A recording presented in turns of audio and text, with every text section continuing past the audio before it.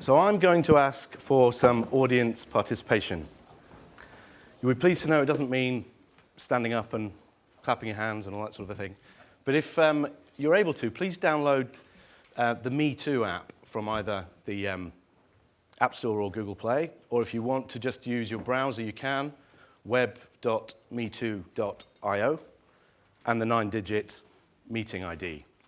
And that would be really good, because I'd like to ask you a few questions. Once you do get into that, if some of you are able to do so, it asks if you want a profile, if you want to put in your profile. So please feel free to, but if you'd like to remain anonymous, just click the Save button without putting anything else in. So this ID will stay at the bottom of most of the slides if you want to pick this up later.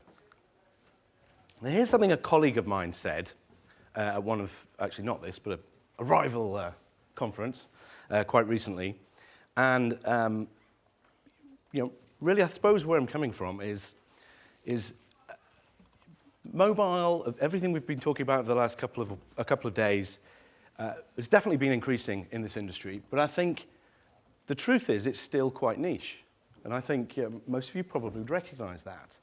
And the fact that we have a conference called Market Research in a Mobile World is almost proof of that. I don't think there's an online research in an online world conference or a PAPI conference in the age of the tree.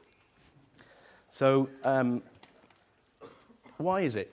Because I don't think it's because the technology's not there. There've been a number of years, many iterations of that, us and obviously many others as well. It's not that the adoption hasn't happened. All forecasts pretty much have been exceeded in terms of smartphone penetration and so on. So why is it? So first of all, for those of you who have downloaded, and I can see more than 20 or so of you are now in, please,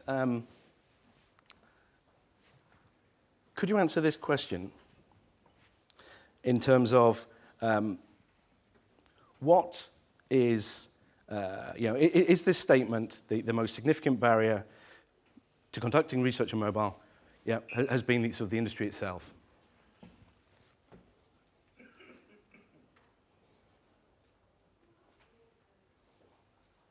Right, I'll come back to this later. Right, I was hoping most of you would disagree, actually, but there you go. For reasons that come back later, too. And it's amazing how you can build a presentation around what you expect people to say. So here's something else I found on the internet. Roy I don't know if he's in the audience. He usually often is. But I found this. The point is a point that's been made quite a lot over the last couple of days. It's really saying surveys over 20 minutes, not many people do that. If they do, they're probably a bit weird, and weird isn't representative. So let me ask you the same question again. Do you agree with this statement in terms of the survey length issue?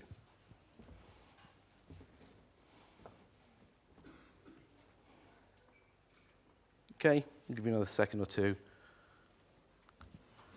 And you can see that, in fact, most of you do agree with that statement. But actually, this isn't my point. My question is, do you think this is more or less true for surveys taken on mobile phones in terms of the survey length?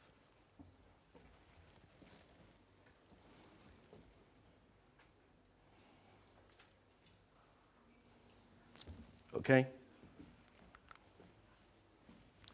You see again, most of you agree that this issue is a bigger issue for surveys taken on mobile.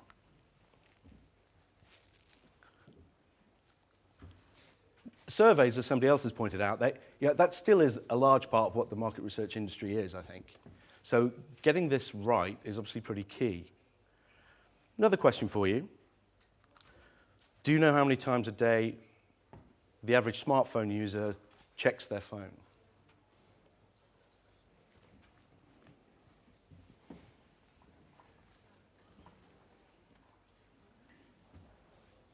Okay, 30 of you responding. And that's probably the right answer. Again,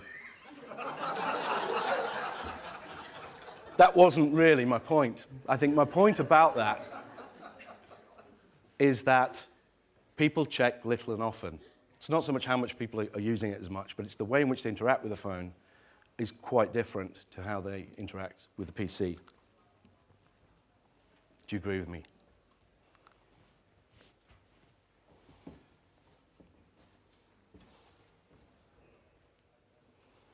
So I'm watching the results as they come in here. So when I get the right answer, I close it.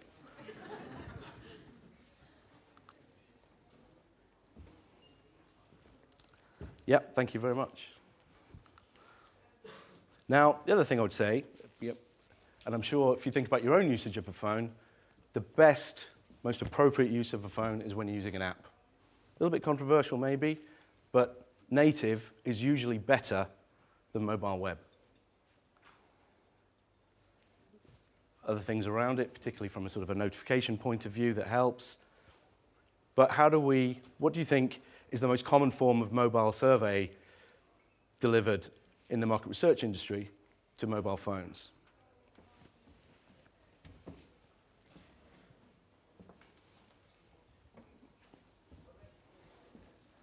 Yeah, well, we offer both, so it's not kind of pushing, but we're certainly native first.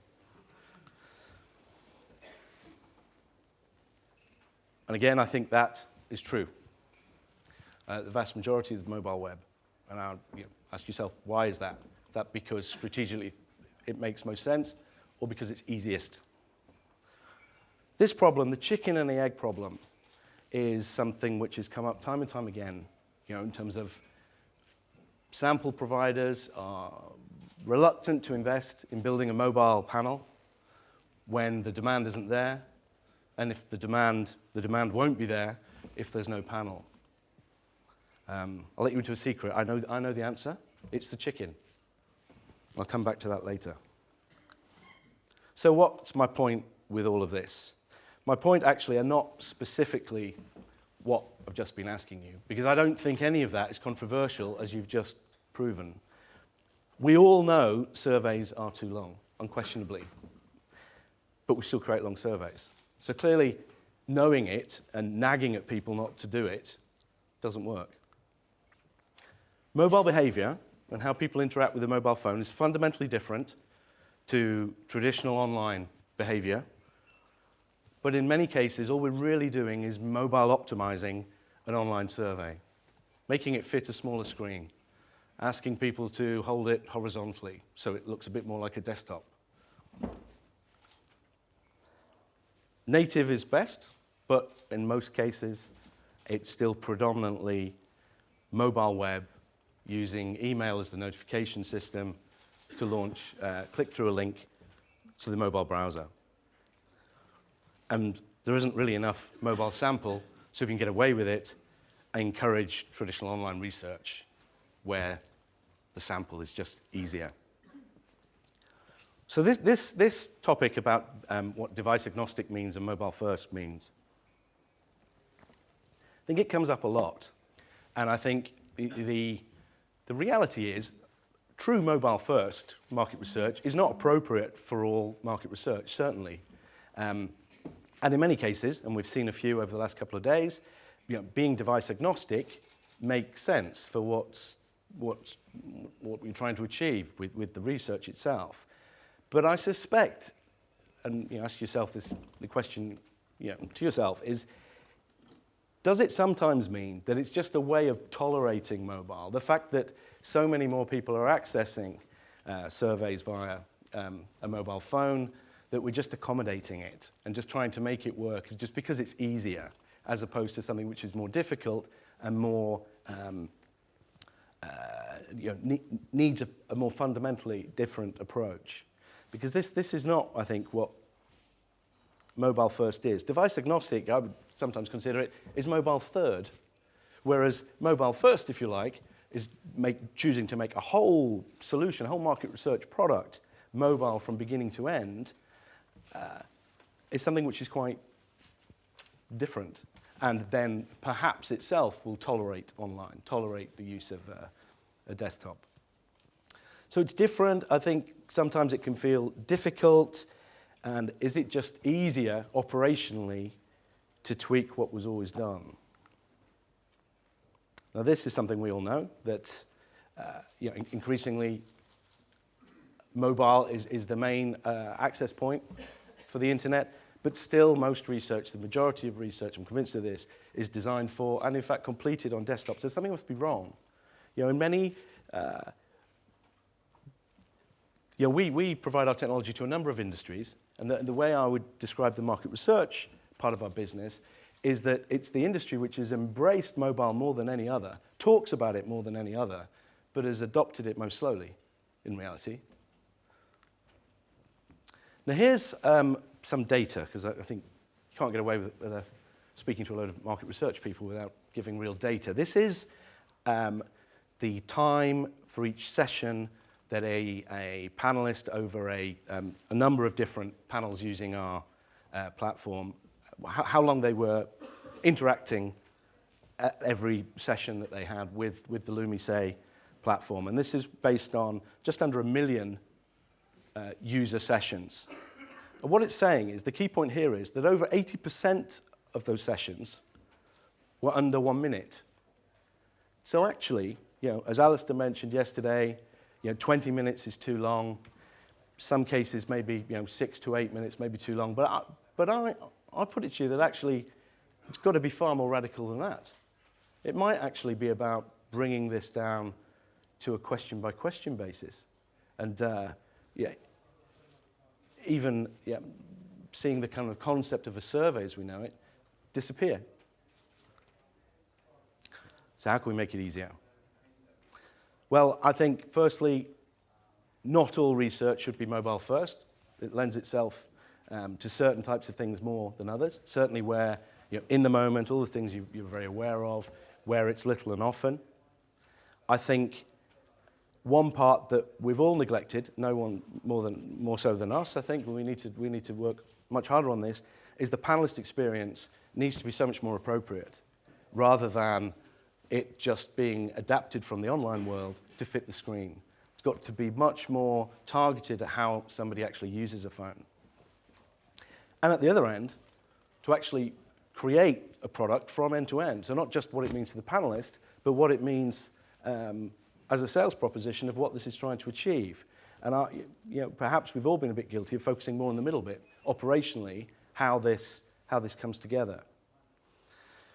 So I told you the answer to the chicken and egg. It's the chicken, and in this example, I think the chicken has to be the sample. You have to have access to mobile sample. It's certainly increasing, but there needs to be more of that, and that needs investment, but that's what has to come first, otherwise this won't get more traction. Now, I think the issue of survey length probably needs a technology answer. Nagging obviously doesn't work. You all agreed. Everybody knows that that's a problem, but still it happens. So there are technological ways of achieving that, and that's something we're going to be looking at. And that's more than just chunking. Very little and often, potentially converting a survey into something which no longer even looks like a survey. So let me ask you this question again, if I've made any sense at all.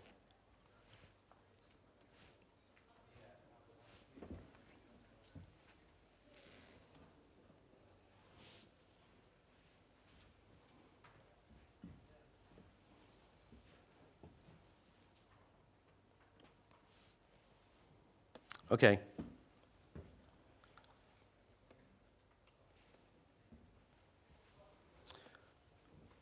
So if I now can see that actually, this is why I was hoping you were all going to really disagree at the beginning, so I could show just how much more compelling this has been. But it's certainly moved in the right direction, so thank you very much. So as I say, we are working on something to address some of these issues, and that's the first plug. Second plug is I hope you enjoyed Me Too, metoo.com, free trial. And I'm just going to look at a number of questions that people have asked. Stuart Ryder, when was the age of the tree? Well, you're up next, so you can answer that question yourself, I think.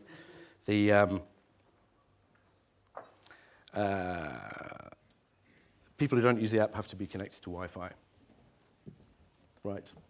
I'm guessing that's the kind of mobile web native question, and that's true with both.